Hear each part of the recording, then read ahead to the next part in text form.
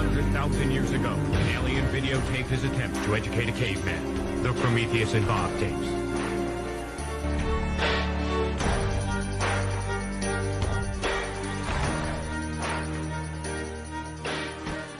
Hey, they can't with us. What's going on, everybody? Welcome to the newest Wednesday night show. Of course, me and my man Caveman are back to it Sunday in February. This is the second week, and I'm super excited to get back to business with you, bro. How you feeling tonight, man? I'm ready to go, man. It's gonna be a good one. That intro you said you revamped. That was hot, man. That was slick. That was sharp. I was telling you beforehand, man. You killed with all those videos, and that was Thank you, bro. that was beautiful. I appreciate that, man. I appreciate it. I threw you a little signature in there. I saw that. I was like, is something playing like in the background? I thought I played something by accident. Yo, hey man, you know what's funny about that is anytime I press like a wrong key or something on my laptop, that sound will play on my laptop. So I hear it like 35 times a day. So I was just like, I gotta throw it in there. Like I hear it enough. And when I see it in the video, it's like I get that mental note again. But yeah, I'm glad you like it, bro. I appreciate that. But yeah, man, exciting show tonight. We got a lot of great things to talk about. We are gonna get into 53-minute rosters around the NFL, of course.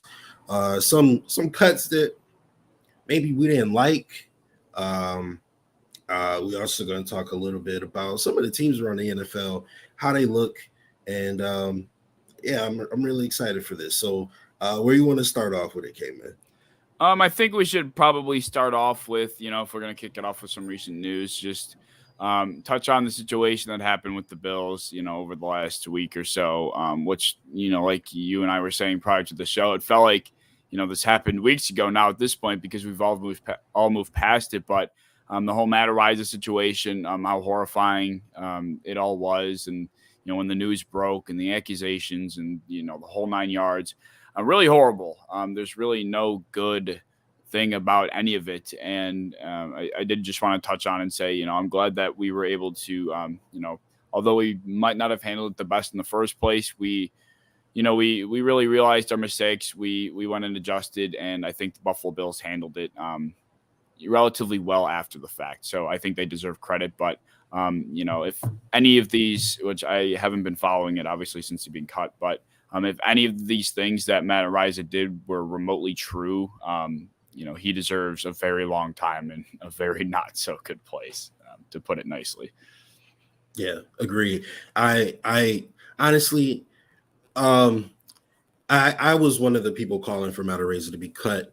I was one of the people who were like, he needs to be cut tonight. The very next day, why isn't he cut yet? I was one of those people. Yeah. However, I do find it just a little encouraging that the Bills believed in their system of, who they were bringing into their environment. And they thought, this kid was innocent originally. And, some more information that they weren't aware of, was brought to light, and it put them in kind of a bad situation.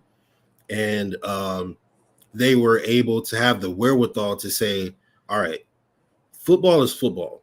But what's important is that you deal with whatever that is. Football will be here. If you are innocent, football will be here when you're done. And you can, probably if he is proven innocent and, he wasn't there or whatever the case may be, he probably could come back to Buffalo or whatever the case may be. I'm sure somebody will be happy to have the quote unquote punt god.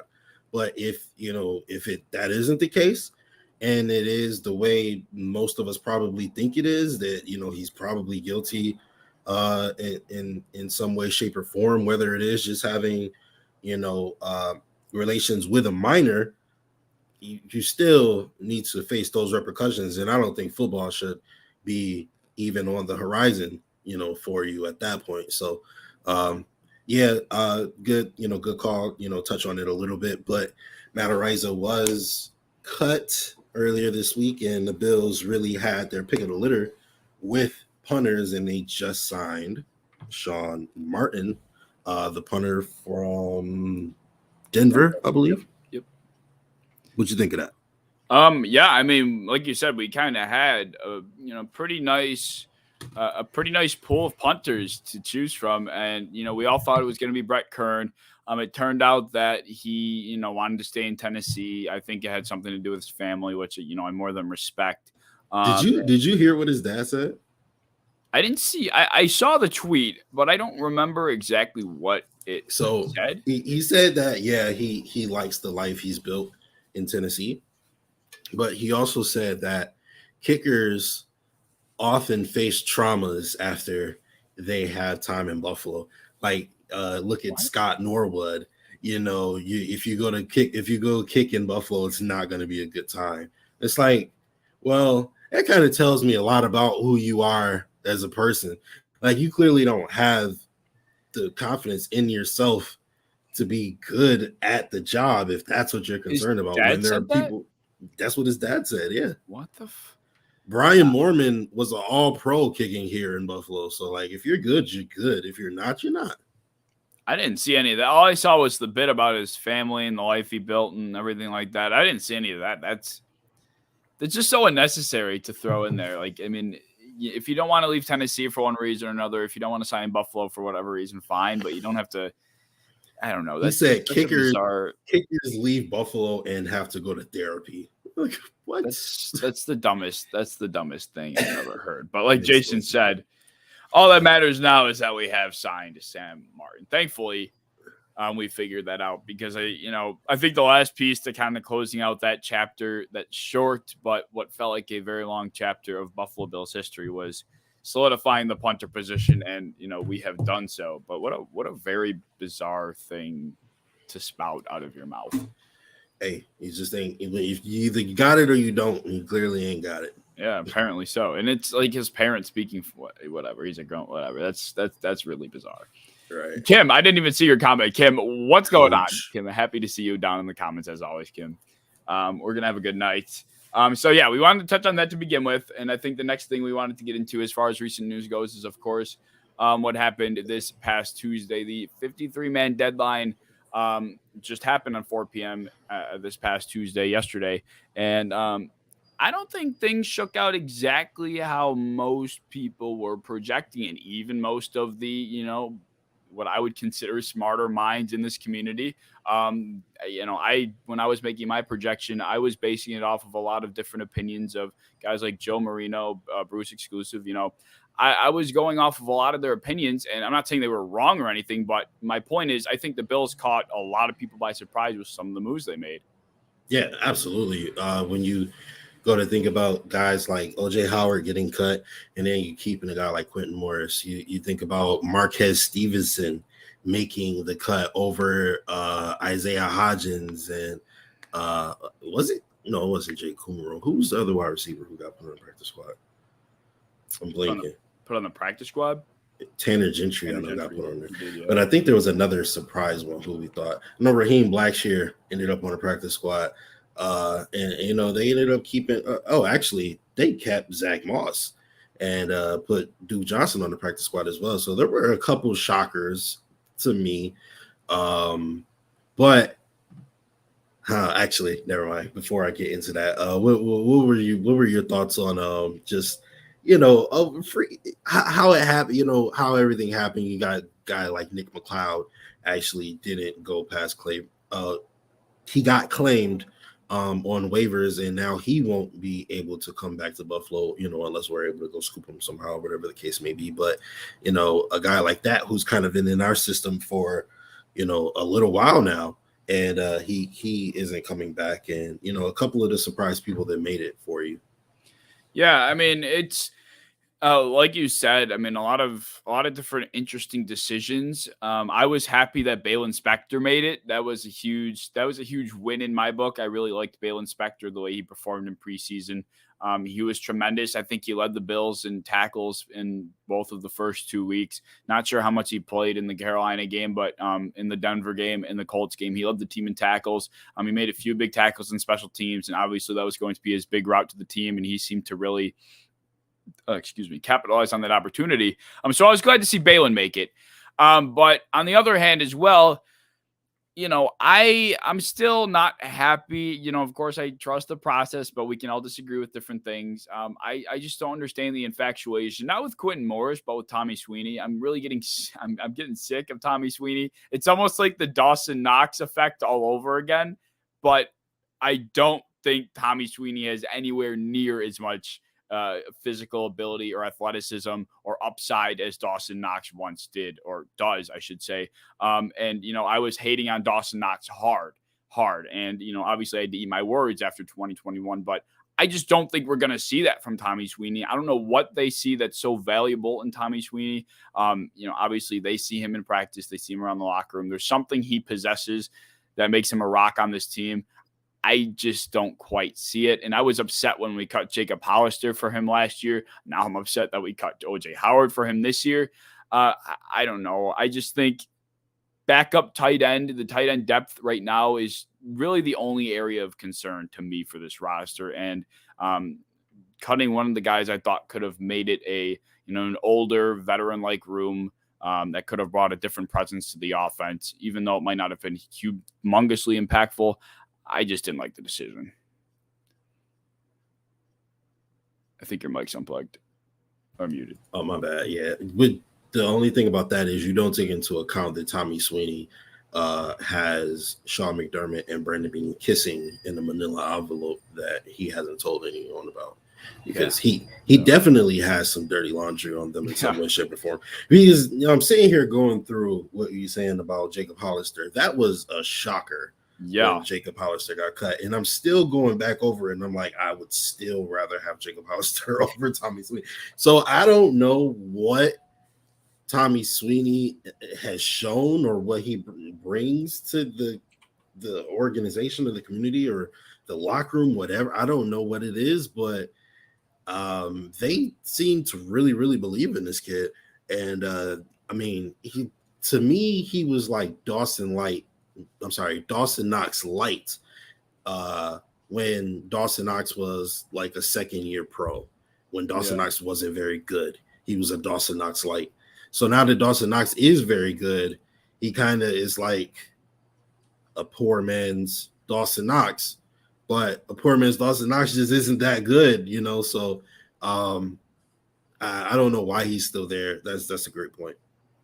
Yeah, I don't know. It's a position that I think, obviously Dawson Knox is extremely involved, throughout 2021, especially the early portion of it. But and it wasn't a bad thing down the stretch that I felt like wasn't as involved. We weren't seeing as many plays from Dawson Knox. It wasn't a bad thing because we were still producing an offense. But I feel like most championship caliber teams have a pretty solid impact from their tight end on a consistent basis. And not just from one guy, unless it's going to be a guy like Travis Kelce or Mark Andrews. I think Dawson Knox could use some help there. Tommy Sweeney hasn't provided much receiving upside. I think I saw one play from Tommy Sweeney, which might be unfair to say, but I think I saw one play from him in preseason, and he dropped the ball on a potential first down when he had like 2 yards of separation. Yeah, I remember that. That actually cost us the game. Well, it didn't cost us the game, but it was like a big turning point because if we would have got that first down, it would have meant a lot for keeping our drives alive because we needed a good drive. Yeah, especially that's funny, Jason. Yeah, I know. I was just gonna say, is Sweeney the Bobby Hart of tight ends? It kind of feels like it. I mean, what is it going to take to cut this guy? What is it going to take for someone to come in and replace him? And we know that Brandon Beane and Sean McDermott, they love to keep their homegrown guys. If they drafted a player, they're going to give him every single last opportunity to prove something. We've seen that before. We saw it with Cody Ford. We're seeing it with Tommy Sweeney right now. And I understand that, but I think at one point or another, you got to realize, we're trying to be a championship caliber team here. And we've done that in every single other aspect of the team, respectively, of course. But I just feel like keeping a veteran like OJ Howard, who I think provides more upside, especially when it comes to, being inside like the 7 or 8 yard line inside the red zone. He just provides so much more. I don't know. I don't get it, but it's got to be like his understanding of the offense or the playbook or something to that degree, because maybe he has a leg up on people because he's been here for so long. But other than that, I really just can't call it.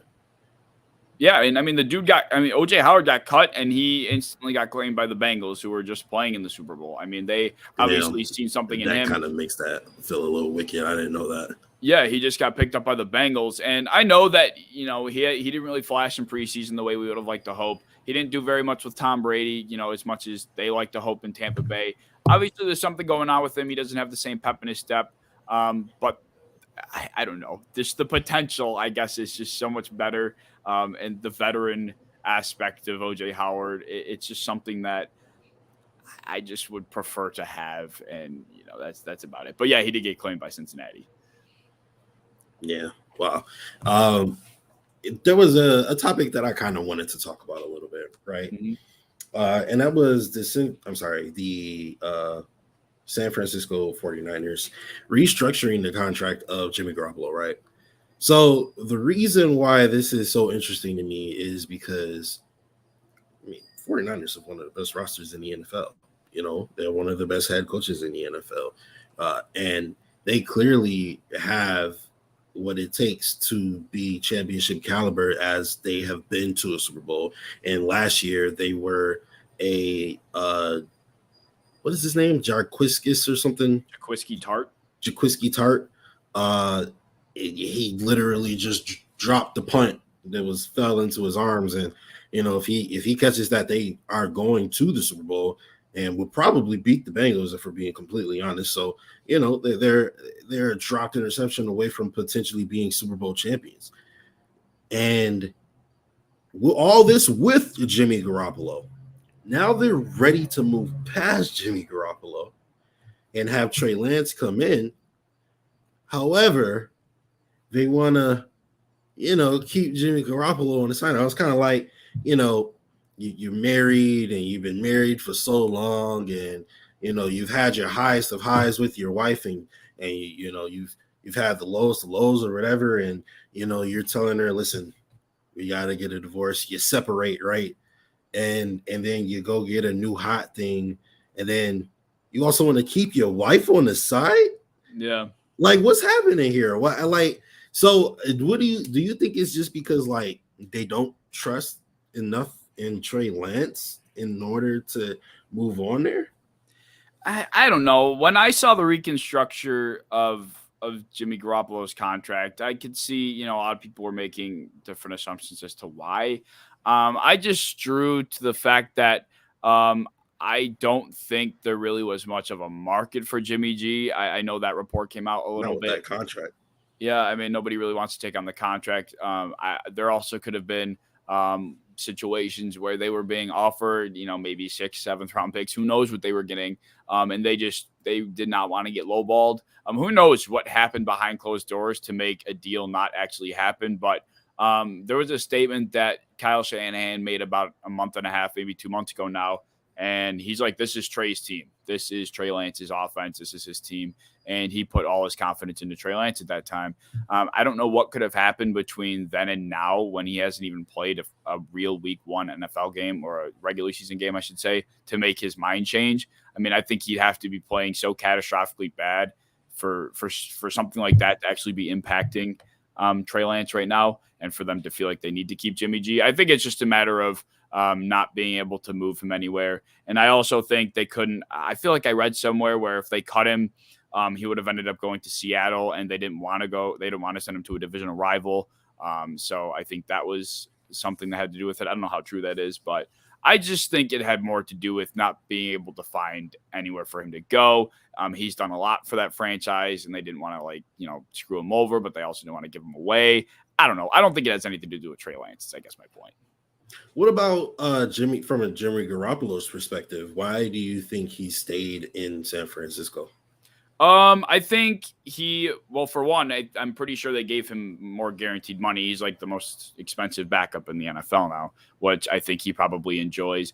And I think he also knows that this isn't going to be, you know, this isn't the end for him. He's not, you know, this isn't going to be a time where it's make or break for his career. He knows there's going to be a position out there for him when he gets to go search for a team the following year.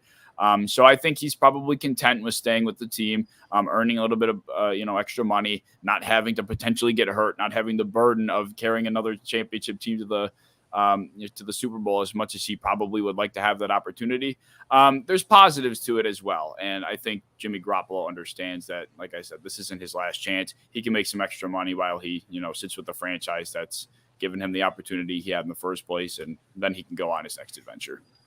Yeah, I gotta say, this is a very, very unique situation. Yeah. It's a situation where, like, you couldn't have asked for a better mentor for your number 3 overall pick quarterback than Jimmy Garoppolo, right? Who has led the team to a Super Bowl, who led the team to an NFC championship, probably should have been another Super Bowl berth, right? And then you flip it and you couldn't ask for a better backup quarterback for your number 3 overall pick than Jimmy Garoppolo. Like, I really like it. Like, most things that San Francisco does, I think are on like the smarter end of the spectrum as far as organizational goes, administration and organization goes. They almost made Debo walk, and their grade would have came down from an A down to like a D plus if they would have let Debo walk. But they were smart and they paid that man his money and what he was worth, and so they stay at an A. But I feel like I really like everything they do, and I think it's cool that I'm able to root for them because they're in the NFC. And, we only have to play them once every 4 years, so I'm not really worried about it. And if I see him in the Super Bowl, I know that neither Trey Lance nor Jimmy G is as good as Josh Allen, so I ain't worried about it. Debo Samuel, is not as good as Stephon Diggs. Brandon Ayuk is not as good as Gabe Davis. I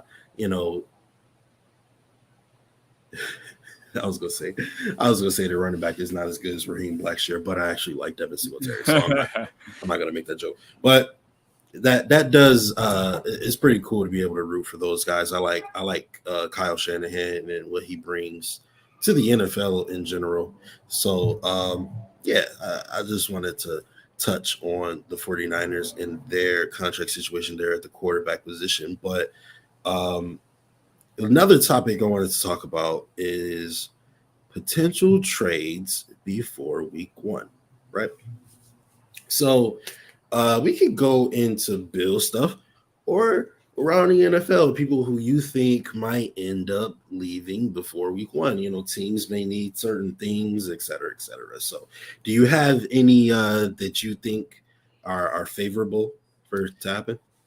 I mean, if it were me in the position of general managing from a Bills perspective, especially, Zach Moss would be my chess piece in a trade conversation right now. I know that there was a rumor. I think it was the morning of the trade done yesterday, or Monday, Tuesday. I think it was Monday.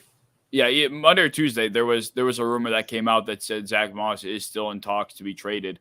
And then a couple hours later, it came out that was far from true. I didn't know what to believe. I would like to think that at this point, he probably is sticking around. Although Duke Johnson remaining on the practice squad, I guess, could leave all sorts of possibilities on the table. But like I said, if it were me, I'm shopping Zach Moss for some reason. I guess a lot of content creators, a lot of influencers in our community right now are very high on Zach Moss. And I know that Devin Singletary contract situation is playing a lot into that because this is his final year. Zach Moss is going to be returning, have a more veteran-like presence around the locker room next year instead of having just like James Cook and, potentially a rookie they draft or whatever their course of action could be. But like I said, I think Zach Moss still should be, but maybe even could be from Brandon Beane's perspective, a piece of a trade that could be going down in the near future. I have to say I agree. I think Zach Moss is probably the option that makes the most sense to me. And I said this on the Wandering Buffalo podcast. Shout out to my boy Andrew Chang. He allowed me on the show, and we kind of kicked it about that specific topic, Zach Moss being traded. When I look at our running back room and I say, okay, I have Devin Singletary, who is my starting running back. He is my HB1, and I'm comfortable with that. right? And then you have James Cook, who's a bit of a change of pace, out the backfield, excuse me, from Devin Singletary. And I'm comfortable with that. And now it gets a little tricky, right? Because you look at Zach Moss, and Zach Moss kind of feels like a redundance of James Cook in Devin Singletary, if that makes sense, right? He gives you a lot of the same qualities that James Cook does in a running back, except he doesn't have the explosiveness and the breakaway speed, right? He gives you a lot of the same quality that Devin Singletary has in a running back as well, except he doesn't have the shiftiness and the ability to make guys miss as much, and I mean, and Devin Singletary got a little motor too. He could break away from some people. He may not be the fastest, but he's fast. I've seen him, run away from some safeties before. So I just feel like there's an opportunity there that I feel like can be plugged by either Blackshear or Johnson. Of course, they're probably likely to give Johnson the opportunity before Blackshear, but I think that there's some opportunity to be had there. And although he did look good in the preseason, so I can't be too mad about it, Yeah, I hear you. I mean, it's not that I don't like him. I mean, I do. I just, like you said, he just doesn't offer enough to me to keep him on this roster. And I don't know. I feel like it's extremely difficult to make this team. You got to offer one thing that someone else doesn't, or multiple things to make you more valuable. And I just don't see where Zach Moss fits that description. I know a lot of people disagree with that, but that's just how I feel. And Richard says, do you think Motor gets re-signed next year? And, as we were just talking about, that's probably a big part of it too, is wanting to keep a familiar face around for next year when maybe Devin Singletary doesn't get re-signed. I think that's something that is a lot more of a possibility than people are, recognizing. I think everybody, including myself, to be fair, is on the wave of not re-signing running backs to a second contract. Like, I completely agree with that 9 times out of 10. But if Devin Singletary runs his ass off and the Buffalo Bills feel he's worthy enough keeping around, and Devin Singletary wants to come back on a very, very team-friendly contract, which I think is more than possible, I don't think this is something that is out of the question, and I don't think this is something that should be ruled out like people are ruling it out. So I would like to think that it is possible. I'm going to lean toward no, just because it seems to be the public consensus opinion of those smarter than me. But I mean, shit, if it were my sole opinion, I think it's pretty damn likely, at least more than people give it credit for. So for me, I think that Devin Singletary has the talent of a top 10 back in this league. And I think it's the best kept secret in Buffalo. And I think the ineffectiveness of Dayball's running scheme really will, and Bobby Johnson as well. It wasn't just Dayball, but that whole combination, I think the ineffectiveness of their ability to get the offensive line to run block in an efficient and effective way really killed Devin's ability to shine the way that he, maybe could have or should have. The fact that they kept giving Frank Gore the ball when Devin Singletary's right there really affected his growth the way it shouldn't have, or the fact that they tried to split carries with Zach Moss constantly instead of just giving it to Devin Singletary. So I look at all these factors and I say, I think Devin Singletary is going to show his ass off this year, if I'm being completely honest. And I think that, Dayball's ineptitude to run the football in an efficient and effective way is actually going to pay dividends and be a positive for us, because we won't have to pay Devin Singletary like a top 10 back, because he would only have 1 year of said production when he does run his ass off this year. And so I think that on top of getting him for a bargain because he only has 1 year of top 10 production, we also might get a hometown discount because he, this is what he knows. He was a 4th round pick, 3rd round pick, or something like that. You talk to him and he still can't even fathom that he's a superstar yet, right? He's still just, I know he's from Broward County down there in Florida.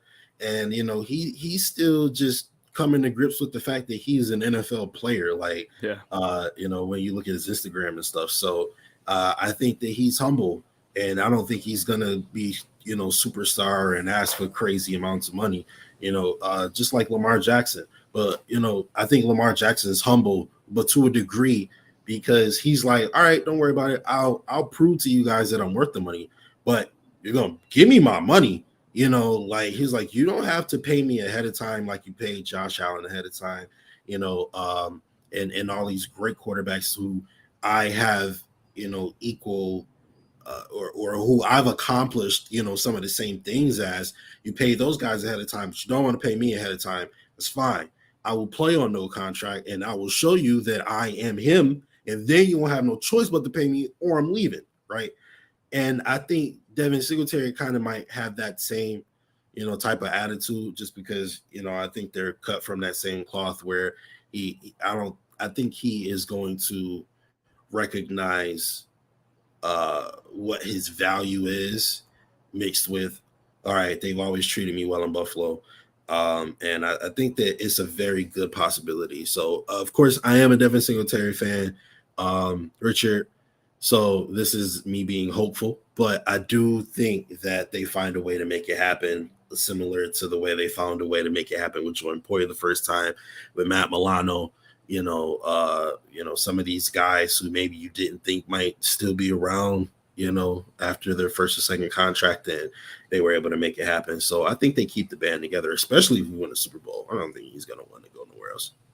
Yeah, I mean, I agree. I agree with everything you said. And Devin Singletary is a guy that, I really wonder. I don't know who posted a video of his highlights or something like that, but I quote tweeted it and said, I really wonder what his production would be like if he was in, a run heavier system like the Browns or the Titans or the Colts. Like, I really wonder what kind of numbers Devin would put up. I wonder what kind of respect he would demand through his game, because, from what we see from him here in Buffalo, and what I would consider minimal opportunities, for the most part, he makes plays happen no matter what. He's always falling forward. He's always turning his legs.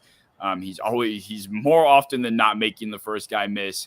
And he'll run through somebody. Like, he's got that perfect balance of elusiveness, but he's also got the perfect balance along with strength. And, of course, the missing component could be argued that he's not the fastest guy, but I think he makes up for it in the sense that he's extremely slick and he's also very strong. So Devin Singletary is somebody that I've always thought deserves so much more respect.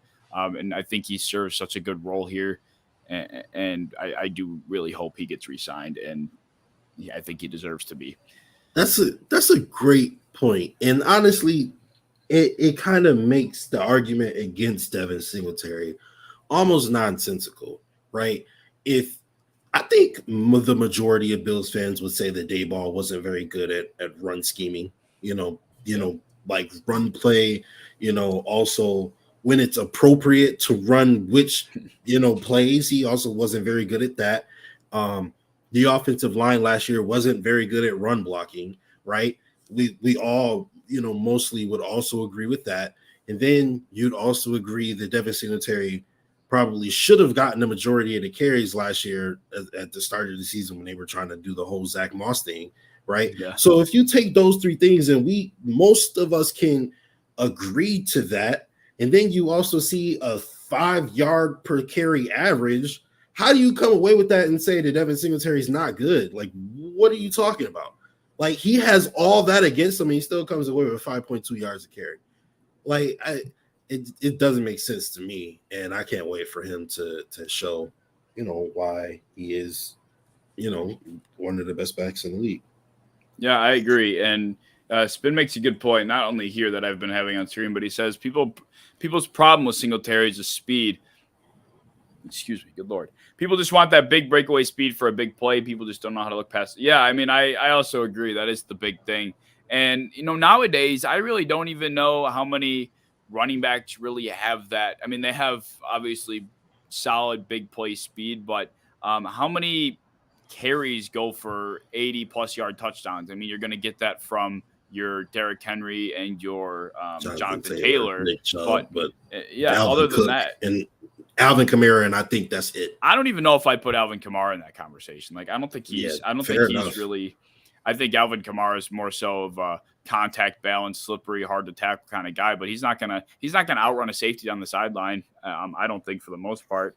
And not many running backs do. I mean, it really just comes down to their efficiency between the tackles, being able to hit a lane consistently. It's just more about getting what's given to you more than the big play factor with running backs. And I feel like that's what people don't really understand. One of the biggest arguments, actually, which brings me to another point with DeAndre Swift, is he's one of the, when you take away his big plays, which, obviously are a big part of a player's individual, statistics and, what they put on the stat sheet. But if you take away his bigger plays that, go a very long distance or go all the way, he is not very good in terms of efficiency statistics. He's just not good when it comes to getting the extra 2 or 3 yards per carry before or after contact, or when it comes to hitting the right hole. He's indecisive, things like that. Those are big criticisms of DeAndre Swift, but they go overlooked because he catches, 80 plus receptions a year, and he has 3 or 4 big, halfback screens that go to the house. But it's just, I think for running backs, it's so much more important to just be consistent and be able to get that, 4.5, 4.85 yards per carry that I think surpasses, the speed aspect, which Spin says is something that people like to overrate. Fair enough. And honestly, this might be sacrilegious to people who host an NFL show, but if you really pay attention to Derrick Henry, I mean, let's be objective here. If you take away his big plays, he's not that efficient. Like, he'll have a 99-yard run that'll give him 178 yards in the game.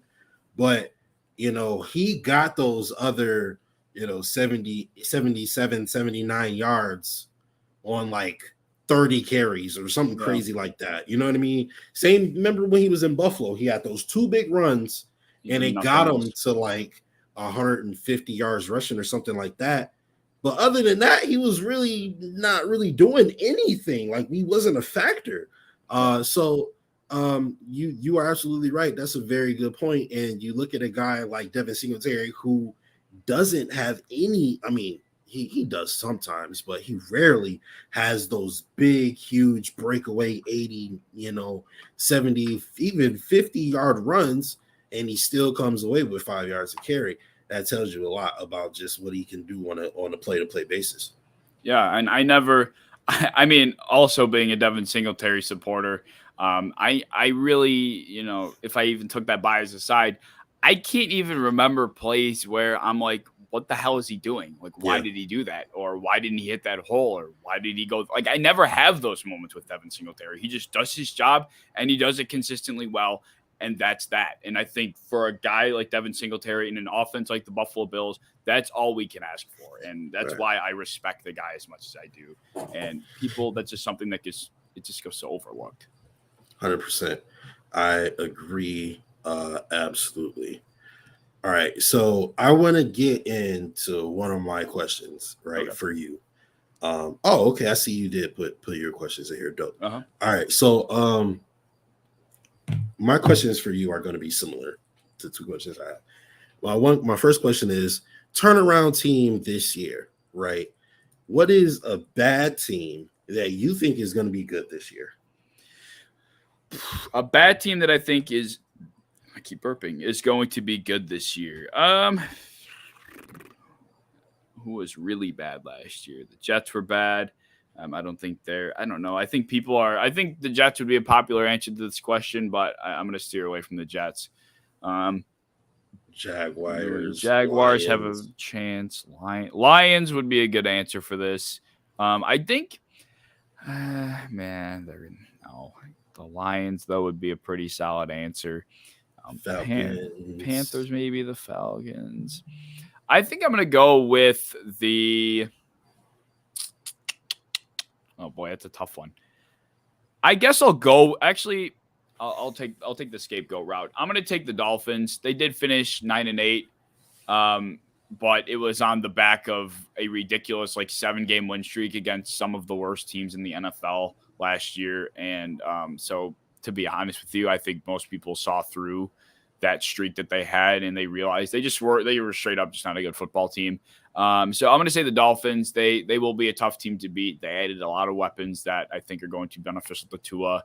And I think that offense is going to really gel together under Mike McDaniel. So although the Dolphins record-wise might not have been bad per se, they weren't good. So I'm gonna go with the Dolphins. Okay, so let me ask you this then, Denver. That's a good one to spin. Denver. What is the win margin? Which bad team is going to have the best win margin as far as games they won last year versus games they won this year? Yeah, I gotcha. Man, that was a better way to phrase the question. That's still hard. I'm gonna say. Trying to remember all the teams' records last year too. That's what I'm trying to go through. Bills, EFC South. I don't think anybody in there. I'm gonna go with the. Oh, but they weren't bad last year though. That's the problem. There are a couple teams that come to mind. I'm gonna say the. See, now it's not phrased as a bad team. It's just the win margin. So it could be a good team if you think they're going to win more games. Right. Yeah. I'm trying to decide if there were any teams that I think are going to have there are a couple teams that I have. Okay, like for instance, the Bills, what they won 12 games, right? Yeah. So their win margin this year will be +5 because they're going to win 17. You see what I'm saying? They were still a good team, but now they're going to be the best team in NFL history. So, all right, go ahead. I'm sorry. All right. I think I'm going to say the Saints. I think the Saints are going to be my answer. They were a team that struggled with injuries all over the ball. They had COVID issues throughout the season. They went 9-8 because their defense was just extremely outstanding. But I think they are going to be a team that is going to be really hard to beat this season. I believe I have them going 13-4, if I remember correctly. They went 9-8 last year, so I think that's probably the biggest win margin difference I'll end up having if I were to play out my record predictions. I mean, maybe the Chargers can fit there too. But I'm going to go with the Saints for now. I think they're going to be a really, really tough team to beat in 2022. All right, that's not a bad pick. I think, especially if you watch the preseason. I don't know. James starting to look comfortable back there. Yeah. And I was a little worried. Obviously, they don't have Sean Payton anymore, and I feel like that was kind of messed up of him to jump out of Dodge like that and leave them there. But they look good. They look good right now, and they got Chris Olave. They got Michael Thomas back. They have somebody else. I feel like Jarvis Landry. He has been great in the preseason. Like every time Jameis needs somewhere to throw the football, Jarvis Landry is just somewhere on the field open. So I like that pick. And obviously, of course, their defense is no joke either. Cam Jordan and they got some boys over there. Who's the Demario Davis? I think. Yep. His name is so. Yeah. Saints is a good pick there. What about for me, I'm gonna go with. I'll go with Denver. I don't know how many wins they had last year, but I feel like Russell Wilson should get them at least that many more. Yeah, Denver had 7. I think they went 7-10. So that's a good pick. I can see them getting 11, 12. Then who? I mean, I guess that brings to the point. Then who's the team that struggles in the AFC West? Then if it's not Denver, Chiefs. You're okay. I don't know if I can do that yet. I don't know if I can bring myself to say with you, sir. Where do you have them? If you were to rank your AFC West, what is it? What's it looking like? I feel like it's going to be like Chiefs may have like 10 wins, 9 or 10 wins. I feel like the Raiders may have like 9, 10, 11. Then the Broncos may have like 9, 10, 11, 12. And then the Chargers may have like 9, 10, 11, 12. I think if they're all going to be right there in that realm of the same record. Yeah, I think so too. And on that note, Jason asks a good question. What non-playoff teams from last season make the playoffs this season? And him asking that question, I actually think the playoffs are going to be pretty different this year in terms of who's in it. I mean, we could see the Colts in it, who didn't make it last year. Yeah. We could see the Dolphins. There's a chance the Dolphins can make it. There's a chance the Chargers can make it this time around. The Raiders were in it last year. There's a chance the Broncos can be in it. Like there are so many different teams that have a very solid possibility of making the postseason. To make it The look completely Jaguars have a different. shot. You think so? And I'll tell you why. Because the Titans are kind of right now. They're kind of right now. And the Colts, I think, are good, but sometimes the Colts shock us all, and they, just aren't who we think they are. Especially last year, we probably thought they were one of the best teams in the league, and they didn't even make the playoffs. So, it's not beyond the realm of possibility that they could just not be as good as we thought they were. So, I feel like the Jaguars have a bit of a shot. Okay, that's interesting. I don't know. I feel like if it was any other year, then Philly. they would. Philly made it last year. Philly was the wild card 7th seed last year. But the Vikings, they're a good pick. The Saints didn't make it last year. I think they're on that list too. Yeah, you're right. It is going to look different this year. Yeah, like the more I think about it, the more I'm starting to think like we could see a completely different painted picture for the postseason this time around. I mean, I don't think there's any chance in hell if Mike Tomlin somehow manages to get this Steelers team to 500, at the least, and maybe even a playoff spot, I will deem him the best coach of all time. There's just no way. There's just no chance he does it again. This guy is squeaked away year after year with some minimalistic rosters, with at least last year, especially just underwhelming quarterback play, and they're somehow playing in games or somehow competing, somehow making the playoffs. If he does it this year, I will be flabbergasted. I can't imagine. If he does it this year, there's 2 coaches that need to be put into the Hall of Fame before retirement. That's him and Bill Belichick. Yeah, I mean that's ridiculous. I think the stat of never having a losing season as a head coach is ridiculous. I feel like it deserves a lot of respect. And if he's able to keep that up in what I think is the most talented conference of all time, and what I would consider the second or third hardest division in all of football, I mean, I don't know. With Mitch Trubisky and Kenny Pickett at quarterback, nevertheless, I will be flabbergasted. Yeah. I will be flabbergasted. For sure. Great point. Yeah. Otherwise, though, I mean, that was a good question. What non-playoff teams from last season? Like I said, it was a great question. I think we will see a much different landscape. Or at least there's a large possibility of seeing a much different landscape in the postseason this year. The Ravens are another good team. Oh, they didn't make the playoffs. Oh, duh. That's the obvious answer. Yeah. The Ravens. I mean, shit. If the Browns can somehow stay afloat by the time Deshaun gets back, who knows? Maybe they'll squeak into, like, who knows, like, what this could end up looking like. There's just so many possibilities with every team right now. All right. So, did you want to do your second question, or do you want me to? We can alternate. Okay. So my first question is going to be, what player would you buy stock into prior to 2022? That's a great question. Stock into. Does this have to be a rookie or? No, it could be. Well, I mean, I guess if it's a stock, like you want to buy him before he's too expensive. That's what I was thinking, because I was thinking like Michael Parsons, but I feel like his stock is already way up. Yeah, right. Gabe Davis is a great one to spend.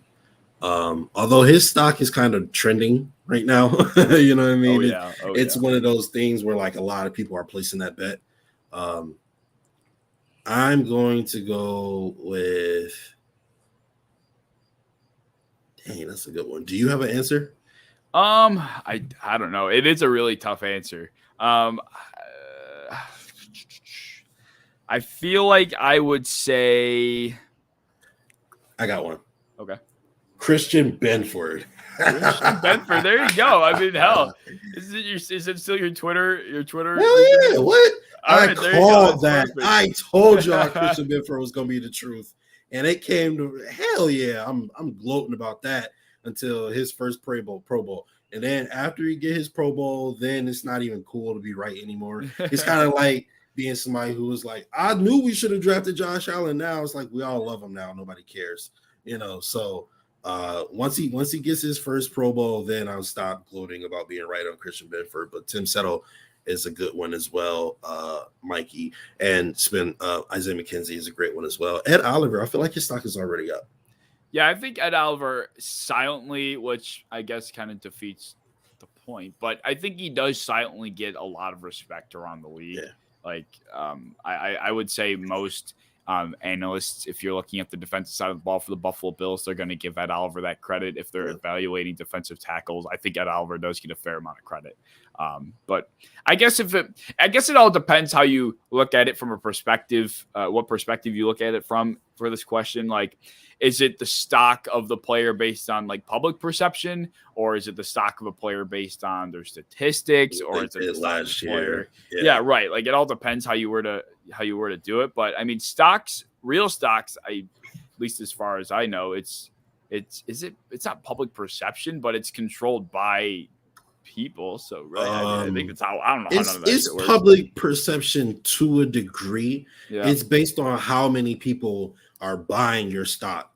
So if everybody is just like, what the heck? No, I'm selling that. And if everybody sell, then your stock, plummets. So it is based on public perception to a degree. Yeah, so I think Ed Oliver could probably fit that, because I don't think the average football fan would. Great answers, guys. Dane Jackson, that would be a good one. I think Teron Johnson could be in there too. I think he's one of the best slot corners in the NFL. In the league, He deserves a ton of credit. One of the best tacklers for a defensive back. Yeah, that's why they're so comfortable at keeping him in there at that spell linebacker position. Like, they're comfortable taking a linebacker off the field and having Teron Johnson out there because he's so good in run defense and tackling. Yeah, and we saw, and honestly, you'd like to. Well, I mean, I think it probably rubs off, like Teron Johnson's influence at the line of scrimmage. We saw Jaquan Johnson in the preseason getting in he faces. Looked amazing. He was getting in faces of players that were not smaller than him. Like, he was getting dirty. He was getting Jaquan Johnson, Teron Johnson, Christian Benford, Damar Hamlin. I'm going to take Damar Hamlin out though. But those three right there, are the future of our defense, guys. This is me being right on Christian Benford twofold, okay? Jaquan Johnson, Christian Benford, and Teron Johnson are the future of our defense. Of course, Kyer Elam as well, but he's that's a given. Yeah, I mean, I'm trying to think of another answer to this question. That's not. I mean, I think we've named all the Bills players, right? Yeah. I'm gonna go with. I guess if you're a betting man, Juju Smith-Schuster, just from the fact that he's playing with Patrick Mahomes, I don't think they're going to be good, but I think he's going to be over 1,000. No, let me take that back. They're going to be good because it's Patrick Mahomes. I don't think they're going to be spectacular, okay? But I could still probably expect anywhere from 900 to 1,200 yards from Juju Smith. Marquez Valdez-Scantling, another guy who is not playing with him. Sammy Watkins, if he can stay healthy, he is Aaron Rodgers' only target. So, I mean, Isaiah Likely. I like it. That's a good answer. That's a really good answer. I like that answer a lot. I loved Isaiah Likely watching him in preseason. He was going crazy. I would not be shocked if he became the third option in that offense, by week 7. Just knowing how dominant he was in the preseason. Just from, throwing from catching passes from Tyler Huntley. Catching passes from Lamar Jackson. That boy's special. I know, Tyler right? Huntley's special. Pickens. That's a great one, Spin. George Pickens is a beast over there in Pittsburgh. I feel like if George Pickens was a stock though, I feel like it would be too expensive. Like, I look at that and I'm like, ain't no chance I'm buying that. Like, it's, you're right. From a public perception standpoint, like, it's so high that it's almost like, I don't know. Y'all gotta let y'all peoples know. You know what I'm saying? You gotta hit that subscribe and turn on the post notification bells.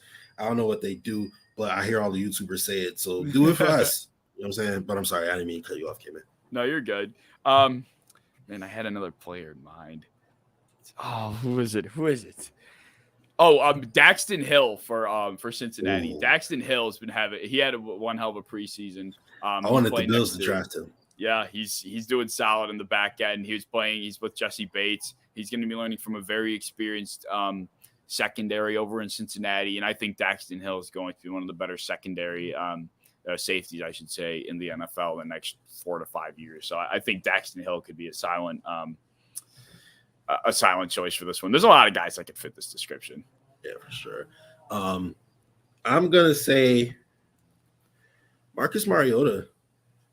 Okay. I think you buy some Marcus Mariota stock right now. Stoinks. I don't know what that means, but it sounds funny. I think that the Falcons are going to be better than maybe people intend them to be. Mm-hmm. You got your Cordero Pattersons, your Kyle Pitts. I think they're gonna have. Oh, and they also got Drake London. I think they're gonna, have a nice little squad over there. And I feel like Desmond Ritter is going to be set up very nicely in the years to come to be the quarterback there. But I think for right now, Marcus Mariota got it on lock. I think it might end up being sort of kind of like a Jimmy G, Trey Lance type of scenario there. Yeah, it most definitely could be. It's just with the Falcons, it's just going to come down to their defense is going to be what they need to adjust. I mean, they got the skill position players. I mean, even AJ Terrell on the defensive side of the ball, they got the skill position guys. They're going to need guys in the trenches to really turn things around in that franchise. This season, I would give them a little bit more. I would give them the benefit of the doubt a little bit more if they didn't have like one of the hardest schedules. I think they have a top 10 strength of schedule in terms of how hard it is. So that's not going to bode well for a defense that was the lowest in pressure percentage last year. So I would like to think that their offense will put up points, but it's just a matter of being able to put up points at the rate that the opponent's offense is because of how bad their defense is. And I don't know if that's going to if that's going to work out for them, but definitely Marcus Mariota. I have an answer to this question that I'm going to save for when we do our Eyes on Me segment for next week, but he's going to be the guy that we watch all year. I like that. Can't wait for that. All right, cool. All right, so that took a little bit, but I really do want to do stock that we would sell. Okay. So maybe I'm going to forego my second question. It's up to you whether you want to do that, but I'm going to forego my second question, and I'm going to ask, what stock would you sell going into next year? What player would you sell? Oh, that's grammatically incorrect. What would I sell? Who would I sell? I think I would sell. Okay, call this as unpopular as you want. I think I sell Gabe Davis. I think I sell Gabe Davis stock. It's so high. It's so high right now. I think you get. I think you sell it. I mean, it's. The stock is, everybody has such high hopes for Gabe Davis in the Buffalo Bills fan base, rightfully so. The stock outside of the Bills fan base from a fantasy football perspective, like everybody knows Gabe Davis now because of that playoff game. Everybody knows he's going to be great. Everybody knows he's going to be the Bills' second option right next to Stephon Diggs. And I almost feel like that is inflating the stock so high that it would make for a good sell candidate. Not because he's bad or not because I think he's going to do bad, but if it were hypothetically a stock, if I had it and it was as high as I think it is, I think you'd make a pretty good profit on your investment. I feel like that is my mic is up? Yeah, I can't hear you. What? Unless you can hear me. I can hear you. Wait a minute. Can I not hear? Oh, wait a minute. I think it's me. Go on. All right. Technical difficulties. No, but I think that is like one of those fiscally responsible answers. It's kind of like, if Bitcoin is going up or something, then you're like, I'm just going to sell this to get the highest, possible return. And then if I should need to buy some more later, whatever the case may be. But for me, I'm going to say you should sell Titan stock, guys. Titan stock, you should sell it. I feel like you should sell Ryan Tannehill stock. You lose AJ Brown. Treylon Burks doesn't look amazing in the preseason so far. Malik Willis looks like he's a lot more talented than Ryan Tannehill. And Ryan Tannehill is the starting quarterback who's already talked about he don't want to mentor the backup quarterback. It just seems like a lot of implosion going on there. I feel like if, without AJ Brown, they'll have to rely too much on Derrick Henry. And we kind of talked about earlier how Derrick Henry isn't super efficient, outside of those big runs. So if they're able to put 8 or 9 in the box and, they don't have to worry about Derrick Henry's big run. You don't have to worry about A.J. Brown down the field. Ryan Tannehill becomes frustrated and he starts to look the way he did in Miami. And, that team just isn't that good. Their defense isn't that good to begin with. Robert Woods isn't going to be healthy for a little while. I'd say you sell Titan stop. I don't like the way they look right now, which is another reason why I said that the Jaguars have a shot, because if the Colts just happen to mess up, then they're the next up. I don't even remember who's the other team in that division. Oh, the Texans, and they're not going to be good. So yeah.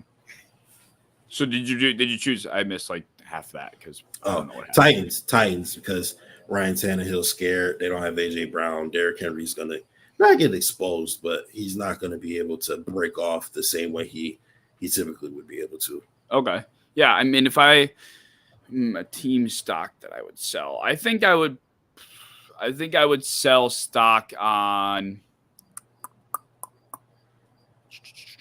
I think I would sell stock on the Bucks. I think I'd sell stock on the Bucks. I think that's this year. Funny. I was just thinking buy stock on Julio Jones, but I'm sorry. Go ahead. But I don't know, like something about the Bucks. I have them with I think 11 win record this year, but something about the way things have been going on with Tom Brady and how both seasons he's ended up back with Tampa Bay. Feels like a bad omen. He's tried to find a way out both times. He tried to go to.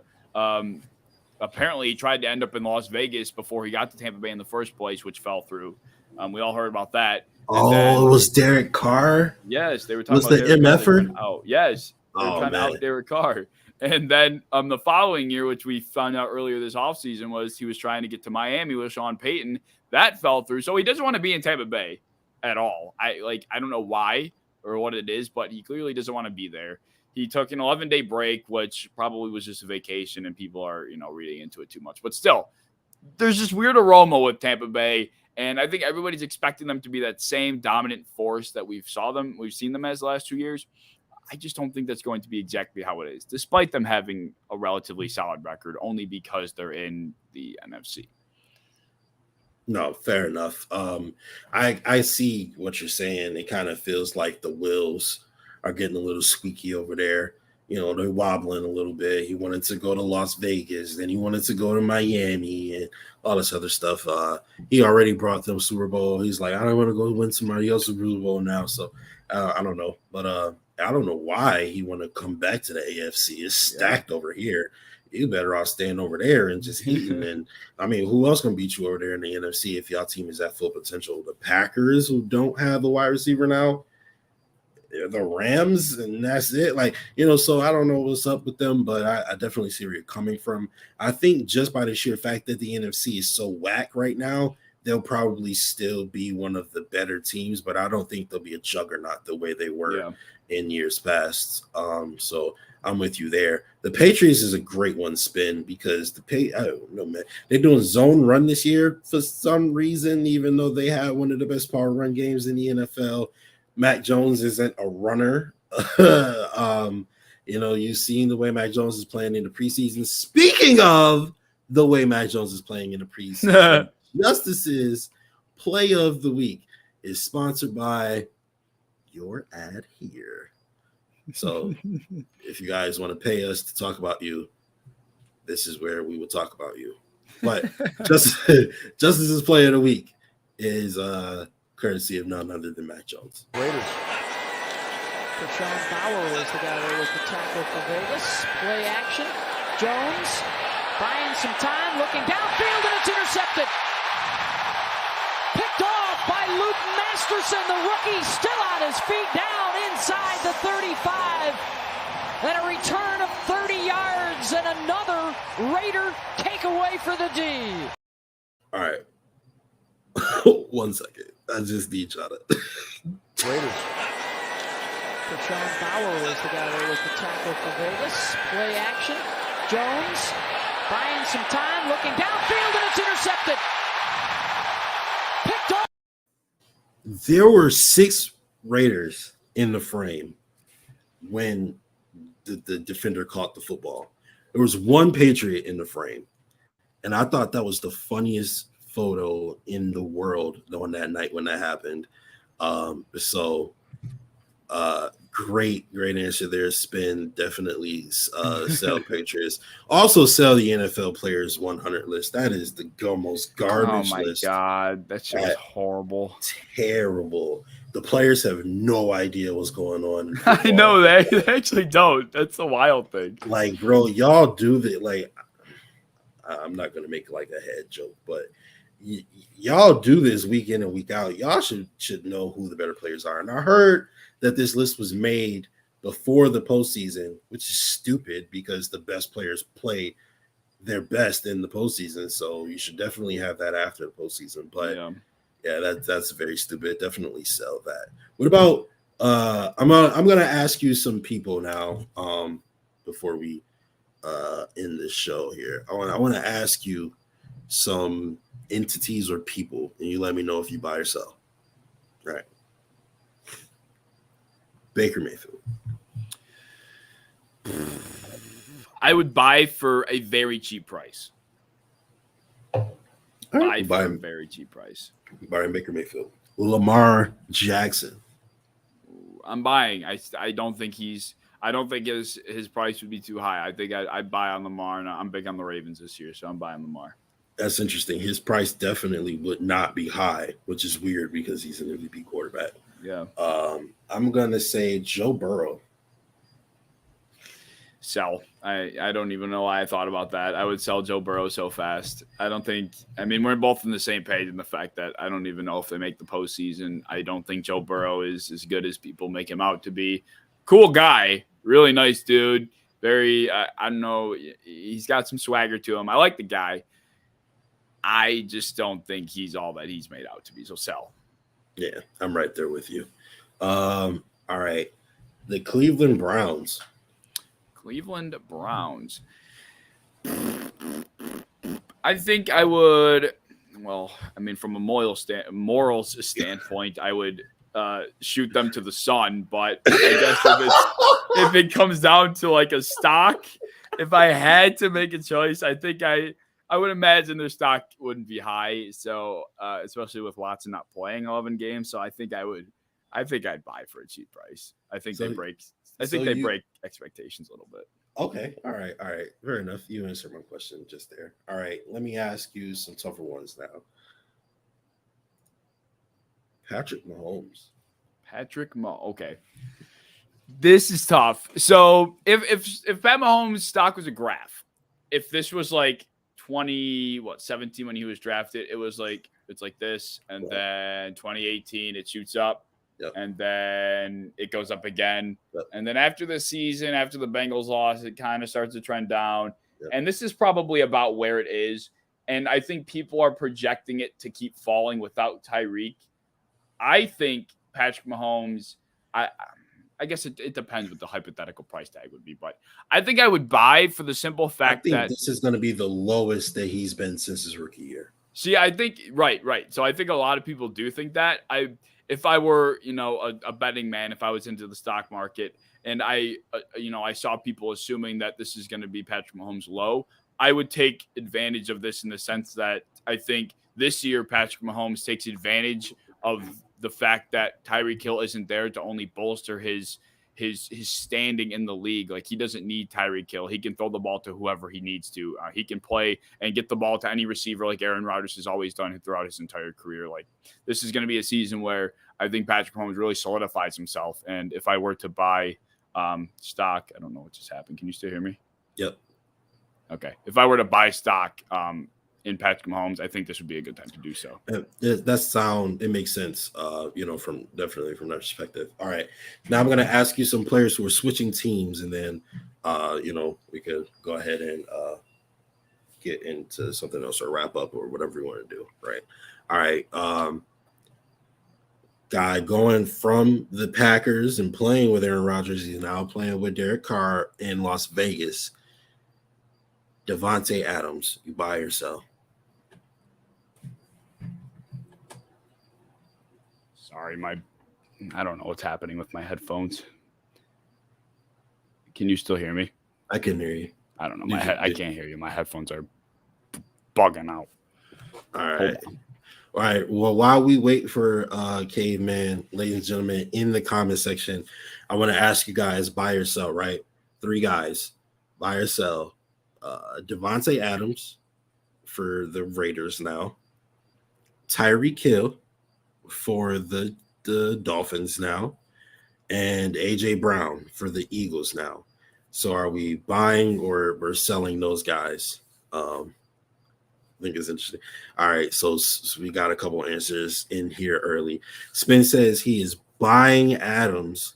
He thinks that Devontae Adams is going to be able to put up similar numbers or maybe even better numbers there with the Raiders. Are you ready? Yeah, I'm good. Oh, you got the new headphones like that. All right, so I kind of let the chat know who the players are, so they're going to be putting their answers in the box or whatever. But I'm going to ask you, buy or sell Devontae Adams? I think remember Devontae Adams' stock is sky high right now. Right. Yeah, I think I'm selling Devontae Adams. I don't think he's going to be force fed. I think he'll have just as good of a relationship with his quarterback. But there just are more options to throw to in Las Vegas this year than Aaron Rodgers has had during Devontae Adams' tenure this entire time. Like, I think there's just going to be too many guys to feed over there. And with that in mind, statistically at least, I think he'll still, be in the standing of best receiver in football. But his statistics will be that caveat that kind of puts that in question unfairly. But I would sell.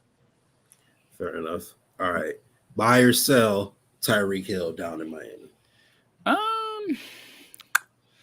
I think a lot of people would be selling Tyreek Hill because he went from Patrick Mahomes to Tua Tagovailoa. I think I saw someone. Tagovailoa. I think I would sell.